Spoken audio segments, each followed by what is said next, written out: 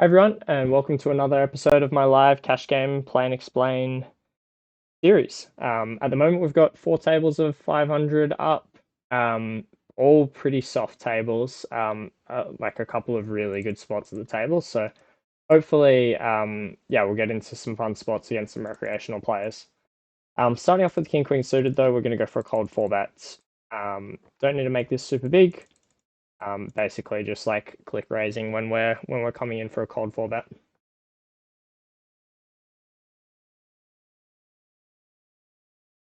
Take it down. Yeah, in particular, top left table, player one is a massive recreational. So yeah, gonna look to get involved with him at a super high frequency.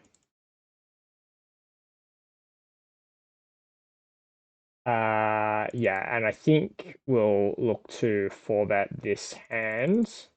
So in theory, like this is just going to be a pure fold from these positions, but we have some like interesting dynamics. So for example, this guy just lost a stack, like as you can see, like really recently, when this guy 3-bet jammed for 100 bigs effective with ace-9 suited, and this guy like called with queens and lost. So I imagine there's like an element of this guy's going to be 3-betting more often to be getting after this player would be my view. I don't actually expect a heap of fold equity, and we will just like get this in versus this player.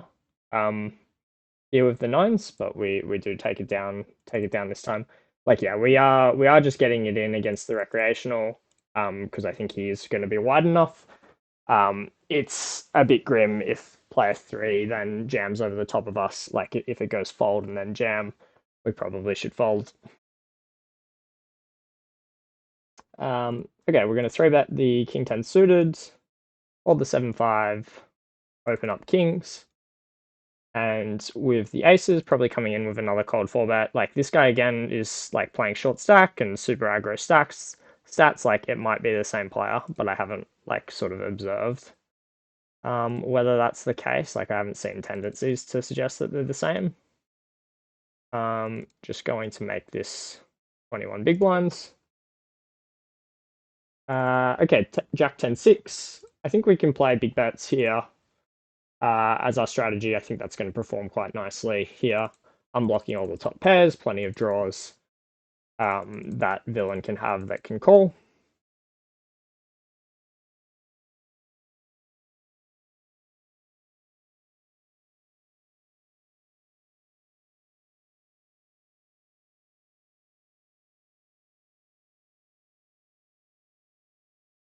So we do go for the overbet.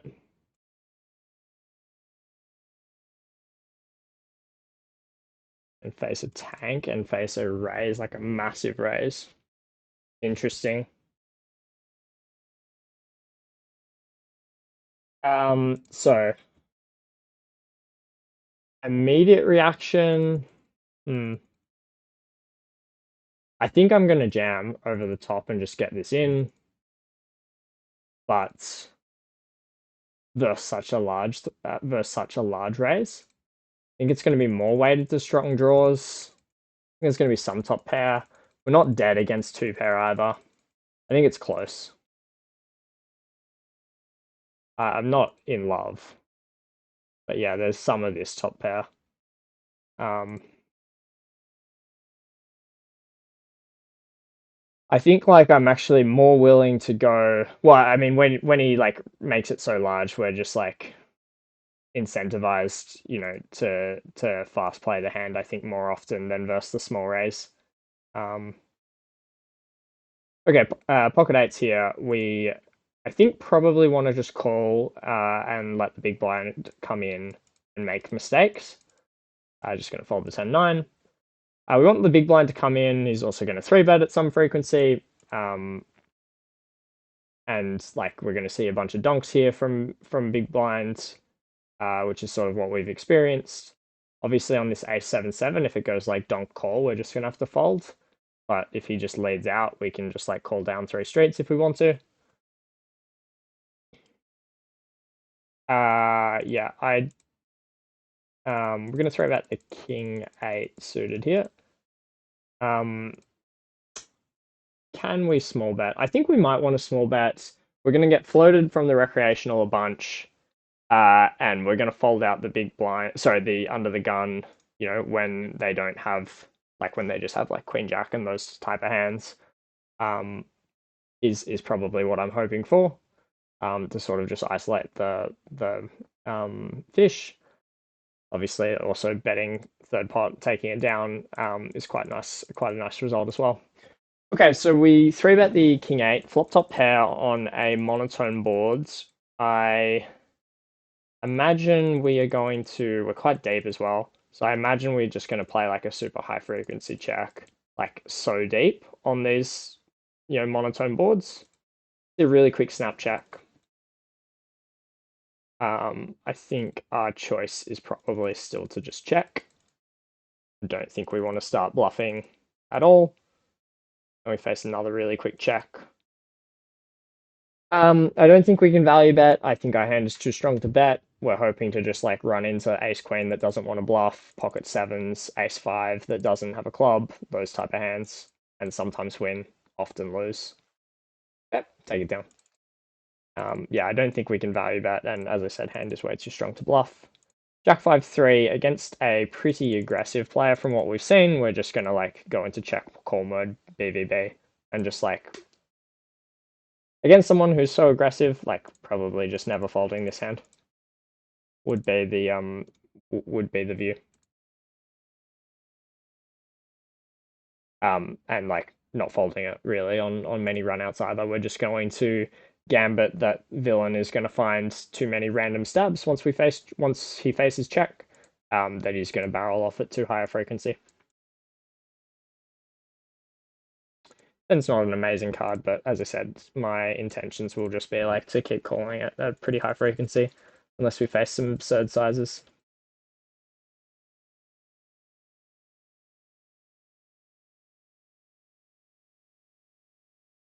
We do face the overbet, which is like one of the absurd sizes. Well, like it's a good size. Which like I think means that our hand in theory is a clear fold.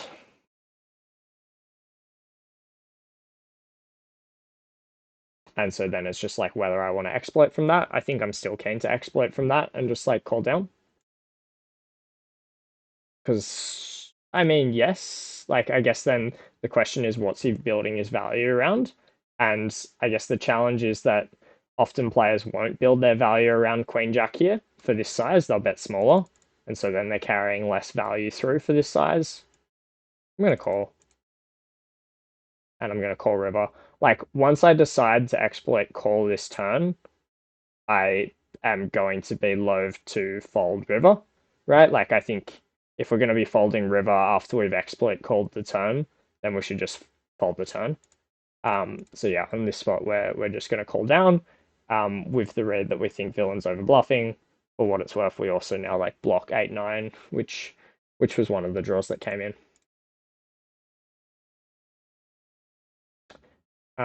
Yeah, and we are just going to call down and just like say that he's got too much random stuff. If and also we haven't got any dynamic where he's seen us call down light as well.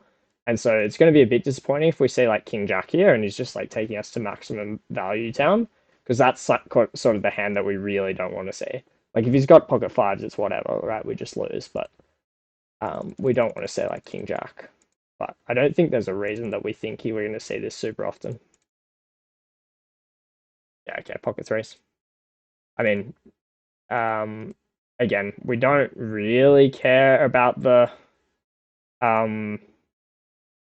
result when we say like pocket threes or pocket fives, because ultimately we're like looking at someone with super aggressive stats and they've just flopped the nuts, and sometimes you can't, like, what are you going to do when someone flips the nuts, right? They've just got it. So like, yes, they've got that portion of value, and I guess we're neither proven nor disproven as to whether they're carrying through too many bluffs is the challenge. If we see like a king jack, queen jack, so a super thin top pair that's value betting there, that's going to swing it towards being a bad call, because they're actually carrying way more value than I'm sort of expecting to the river there. So that would sort of be what like hinges my decision on whether that call was good or bad. Certainly, as I said, I think from the turn it's a theory fold.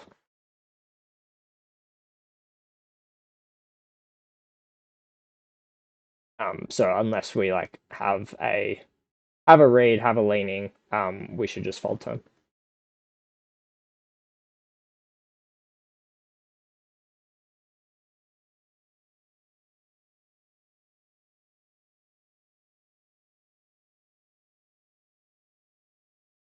I'm going to throw about the 9-4 suited.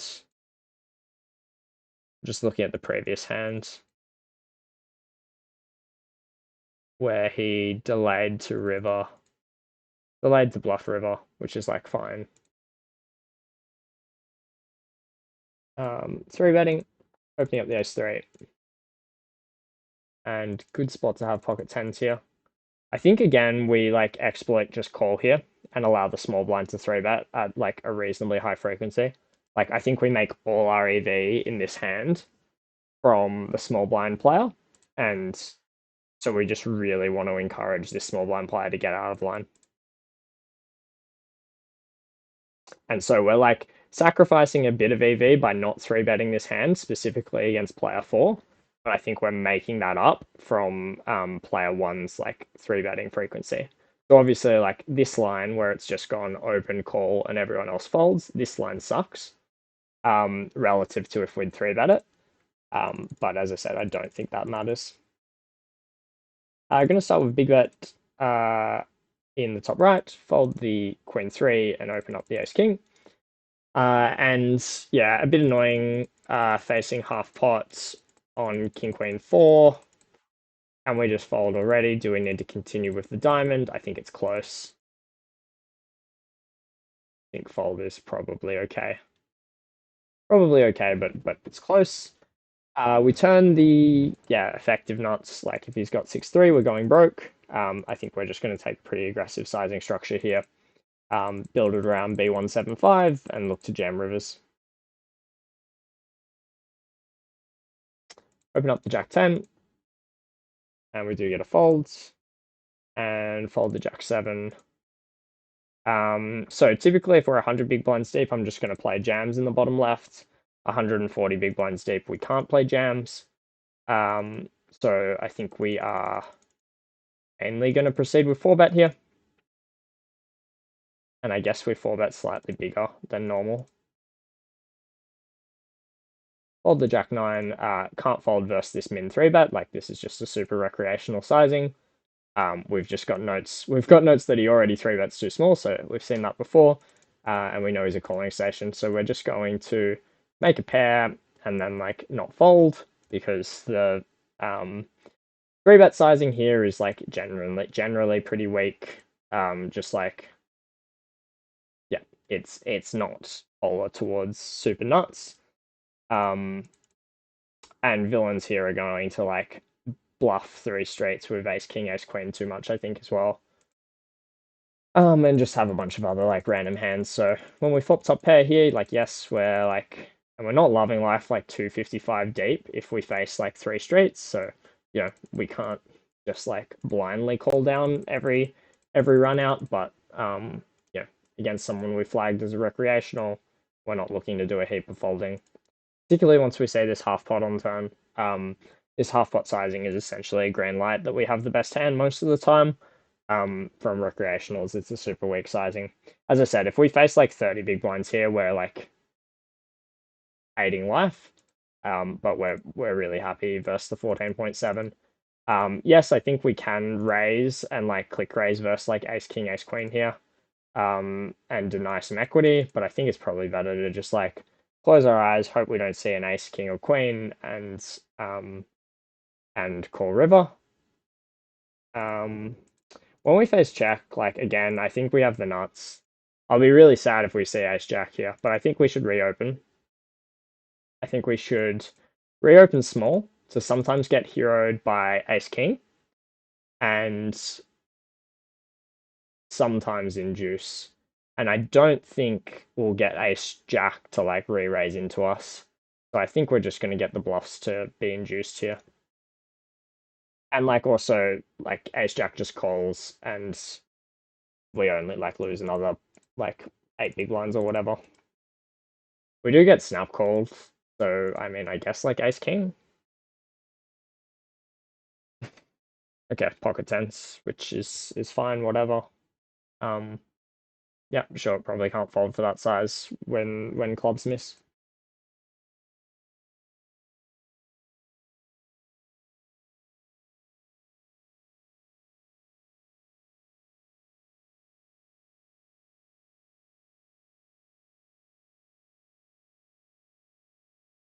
Open up the ace queen.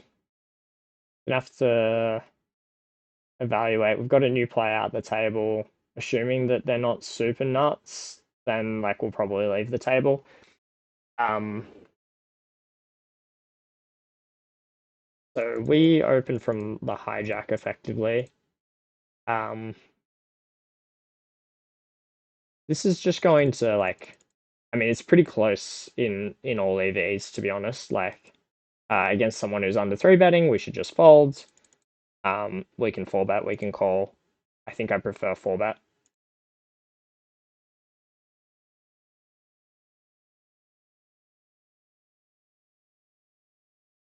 But like super close in EV.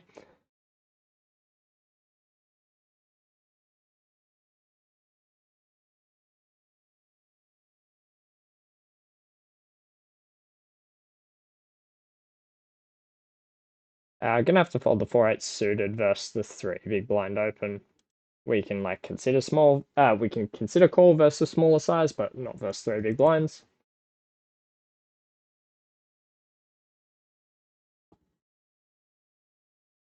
So it's pretty nice, like top left is a pretty nice spot, just like 260 effective against the whale, right? Like we're expecting them to make some pretty huge mistakes and like you want them to be making huge mistakes when you're like super deep. Or I guess being super deep allows them to make more mistakes.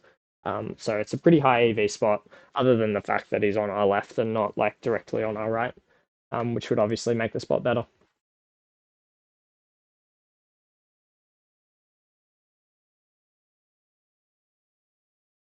I think we'll just sit out.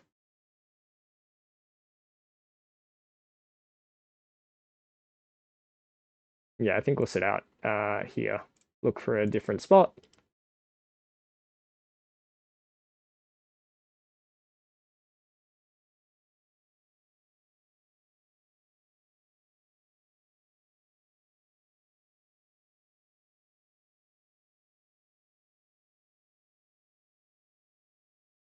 Looks like we've just...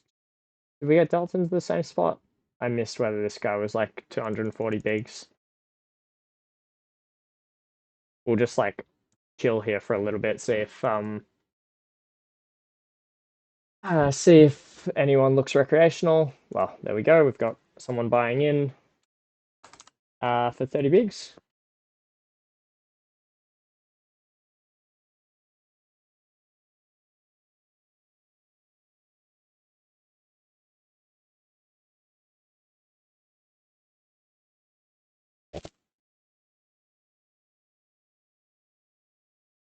We see this guy go for like small and then pretty quick check. I assume, like, I mean, that's going to be a give up at some frequency, but I imagine if this guy's a reg, it's also just going to be like a quick check to induce bets out of the small blind, sorry, out of the big blind, who's like clearly betting super high frequency. Um, so like I would, well, if I was playing in that position, I'd put my strong range into a checking line there, and just like make EV from his like random bets that floated flop, and then like look to raise and play a big pot against because he's also just like a massive calling station. Um, okay, so we see the fish in the bottom right open uh the 5 big blinds, so um clearly recreational.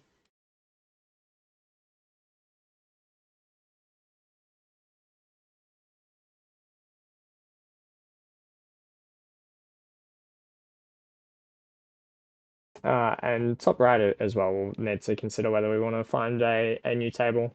Looks like we might, particularly when we know there's like a couple of like pretty significant recreational players in the pool. There's fairly high EV of like finding another table with one of these guys if they're playing across multiple tables.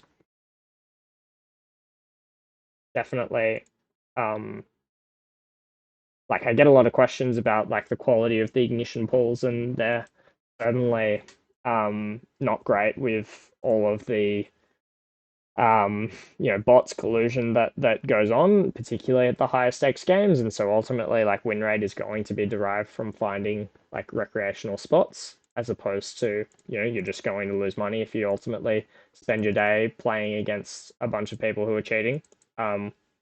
Like that's not ideal to be playing against a bunch of people who are cheating anyway, but that's kind of the state of online poker in Australia anyway. So it's kind of my lot in poker currently.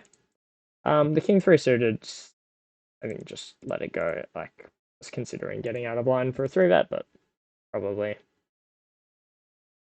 not worthwhile.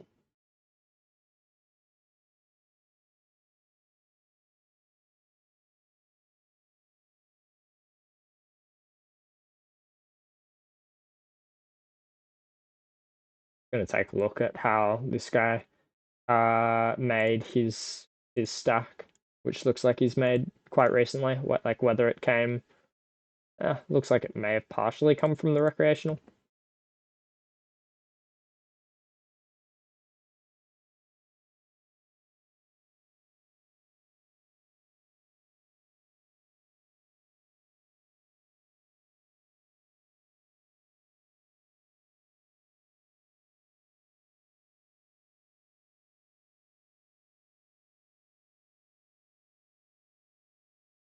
Okay, so pocket sixes, we say another like min three bet. I think there's nothing to do here other than call and let the recreational come along in. Yep, and then like flop a six and win a stack. That's the idea. Poker's nice when that happens. Yeah, so I imagine these guys are just going to bet at high enough frequency. Like we're never considering, like it's certainly never going to donk in theory, but we like can consider doing like weird things. Can consider doing weird things against recreationals, but certainly not when they're like aggressive anyway and going to be doing a lot of betting. Now, I played a previous pot where this player bet pot. Hmm, he's done like a bunch of stuff. Like I'm just considering whether I should raise. Um, well, now this is just like super weird, right? Like I mean, we're obviously just like loving life, except for the small proportion of time where we're running into pocket queens. I imagine we just call like this guy's gonna have aces a bunch, um, and probably just like bet the turn. I assume. Like I mean, our hand looks super nutted either way, but it's against recreationals. It probably doesn't matter. I don't think we should raise. I think like this guy will call 6-7 if he has 6-7. Not, I mean, we block that hugely. This guy will call like queen 10 when he's got queen 10 here. Um,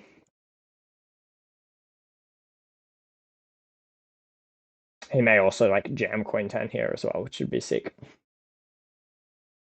Okay, so king is a fine card. I mean, yeah, we're losing to pocket kings now as well, which is like certainly in player two's range. But we are just like going broke here against pocket kings.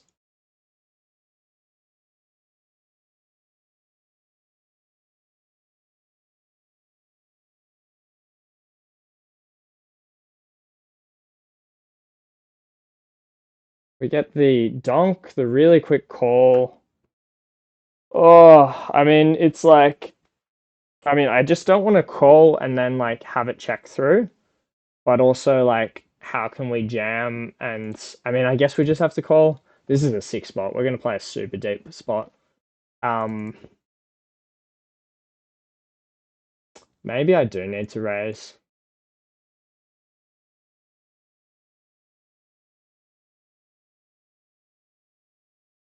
I'm not sure here, to be honest. I'm just gonna click. I don't really want the river to check through, is the challenge. And we get like a safe as anything turn. We are just like getting stacked by queens and kings at some frequency here, but like what are you gonna do? We've got a massive recreational. We know he's a calling station. We're also like sometimes just beating pocket threes. Um, and there's so much behind that we're just like putting the money in here.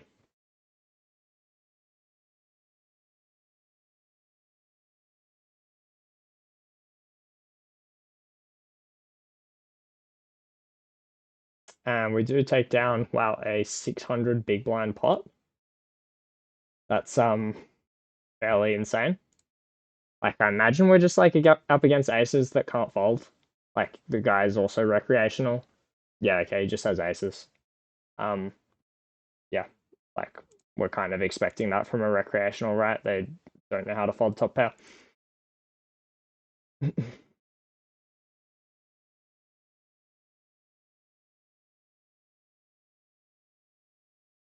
um, but yeah, super interesting spot as to like what I do on the turn there. Because I guess the reason I just like click raised was let's just see if we can bring the hand up. The reason I click raised was because at some frequency here, when this just goes like call call, and this guy has aces, which essentially is like what we're putting him on most of the time, and then the river comes a seven. Like if turn just like went called through, and then we have to check river. Like player one, clearly he was. I mean, who knows what he was betting with, right? But when player one checks, I don't know that player two jams the rest of the money in with aces there. Like I think he's going to check a bunch of the time because he's like, all right, like whilst he can't fold it, he also knows that his hand is no longer particularly strong. So I was kind of evaluating like both of these players are telling me they've got super strong hands here, so like I'm not going to get fold equity from a fish when I raise. So like hence why I want to raise, and then also that gives me the initiative, and I can jam river and like put the money in myself when I'm thinking that a recreational player may not be inclined to put the money in um, otherwise. I mean, the counter is, of course, that like player one. I mean, again, who knows what he had, but um, to the extent player one is just like bluffing and is going to triple barrel off, and then like the player behind is always going to call versus the triple barrel, and then we can put the money in. Like that. That obviously would have won us like an extra 100 big blinds potentially, right? So yeah, I very close spot. I'm not entirely sure how I should have played it. I think we will three bet. Like this guy's actually not three betting out of the big blind super often, so we're probably just like making more money by three betting kings rather than doing anything else exploitatively against player one. We're also just like sometimes going to get this guy to just cold call or just like four bet, do some weird stuff. Um, going to fold the king two. So okay, checks like really quickly. I think this guy. Yeah, okay. We've got this like note. Like he snap checks turn with top pair, and we then bluffed into him on river, and he just like obviously snapped us off on river with top pair. So I'm just like reading into this top pair, this like snap check on flop, in that he can have like much more ace x. Like obviously he's going to be, or at least he should be, pure checking that's this spot anyway, right? But maybe he checks fast with his ace x and checks slower with like the rest of his range. That being said, our hand is like way too strong to do anything other than bet. And I imagine we can go for three streets against a recreational here. It's a bit um it's a bit dicey. We need to call the fours here.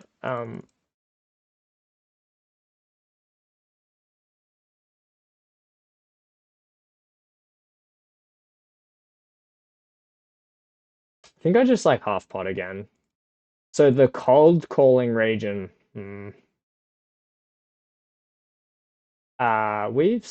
Have we seen this? Snap raise be full of junk? I think we have we? This is just like prior to the session. Gonna find the fold with the fours here.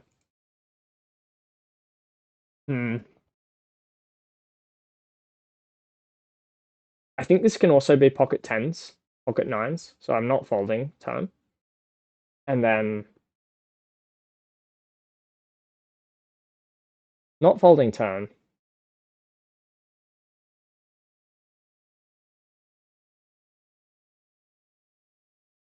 Yeah, okay, and then he checks river.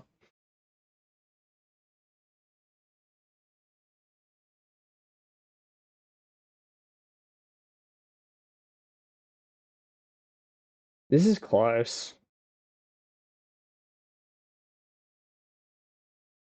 This is close as to whether I want to reopen here. This guy's a monster fish. I don't know whether I want to reopen for jam or whether I want to reopen for like block and assume that I'm inducing and call off. I think I am going to reopen, but this could be a mistake. I think we always get called by like pocket nines here though, and sometimes he just has like king ten of spades and loses his mind. So we do just bet and get calls. And then the question is like if he's snap calling pocket nines there. Okay, he had like 5-6. So he had second pair on the board, right? Like if he's snap calling that, can I just jam? I think it's close, like whether I can consider jam there. Because I guess I expect most of his ace X. I expect him to be like quite merged with his raising range, and that to include like a bunch of um ace X. But then I expect him to follow through on the turn. Sorry, on the river and just like jam his ace X there. The only concern I had was that like a four straight came onto the board, and sometimes fish are a bit weird where they see a four straight and they like, put you on a three, despite the fact that I have, no 3x in my range.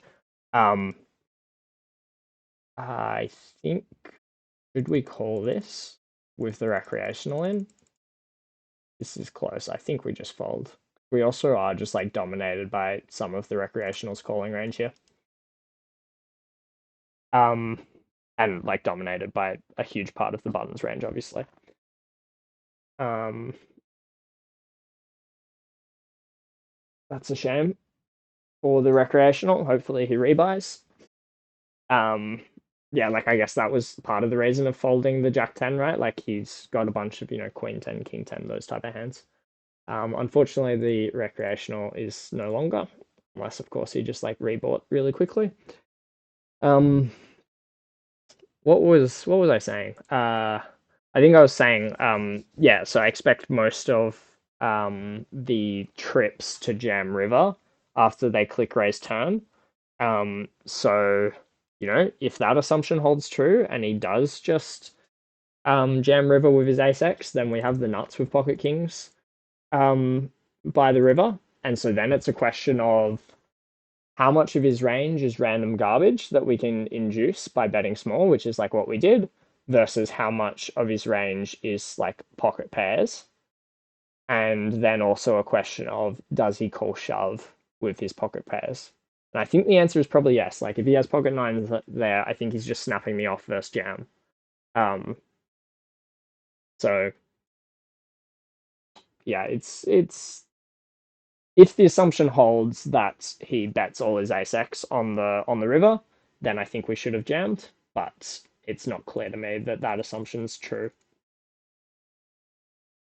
King 10 here against a random recreational. We can check raise. I mean, we can check call as well, but I think probably just like prefer check raising, getting it in. And we can also bet ourselves. I think I prefer check raise and just like let him bet his random hands. Now when we turn the queen, obviously no longer bluffing, we can value bet small versus his 10x versus his like pocket eights, which won't fold. And also just like and like his ace X and jack X won't fold either.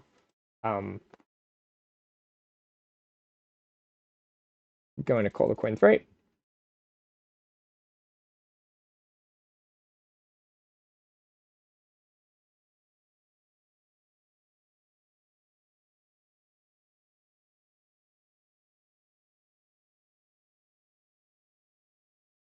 This is like a pretty decent check raise candidate, which I think I'll pull the trigger on, particularly versus small size.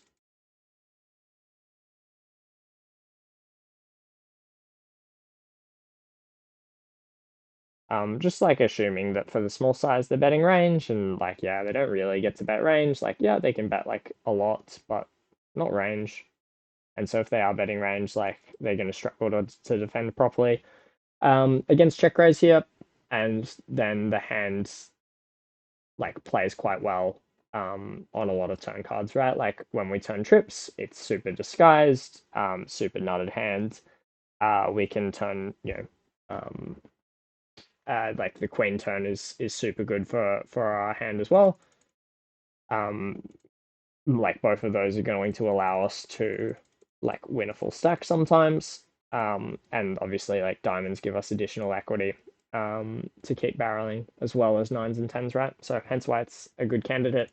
I think though I'm making most of my EV by raising flop, and I don't have a super interest in following through on turn here once the raise gets called. Like my gambit is that villains are going to be under defending flop, and so they fold too much on flop, and hence why the raise is good. And then once they've called, their range is actually tighter than it should be in theory. It's stronger, and so we have less incentive to just pile in money against this range. And I don't think the ace turn changes, the ace river changes anything like here. We're not, it's not like we have a bunch of ace x that's raising flop, other than like occasionally raising ace three or something. Or maybe we can raise some like ace four, ace five off the back door, something like that. But as I said, I don't think we get Jack X here to fold very often, which is going to be a lot of his range. Sometimes we also just like beat a 9-10 that doesn't bluff at any point, which I mean is kind of absurd for 9-10 not to bluff, but people will do it, so you know that will happen. And there are like plenty of those combos, right? Like 9-10, Queen 10, Queen 9 um, are all here at some frequency. Yeah, I don't have like I think we just fold. Um,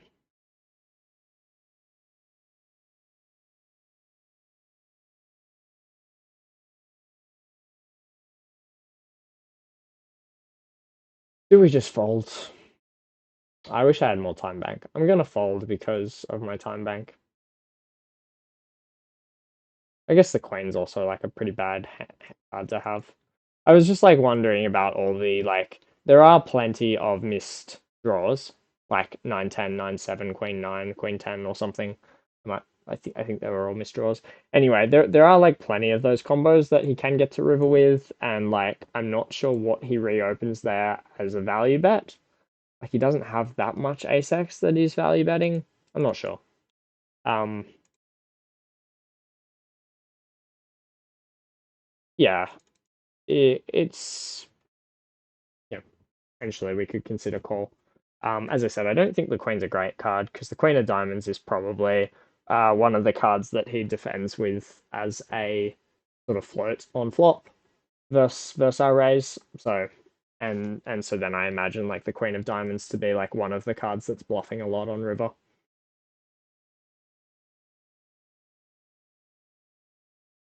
Gonna open the king three suited, particularly into like a small blind recreational player. Um, but we will probably wrap up the video very shortly. But thanks again, all everyone for watching. If you enjoyed the video, please give it a like, leave a comment if you have any questions. Like there's a couple of really interesting hands that came up in this session, so keen to hear your thoughts. Particularly against those like hands against recreational players, whether you would have played them any differently. Um, yeah, so keen to hear all those thoughts. I think given that I've got no action on at the moment, might wrap up the session there. Thank you all for watching, and I'll catch you on the next one. Cheers.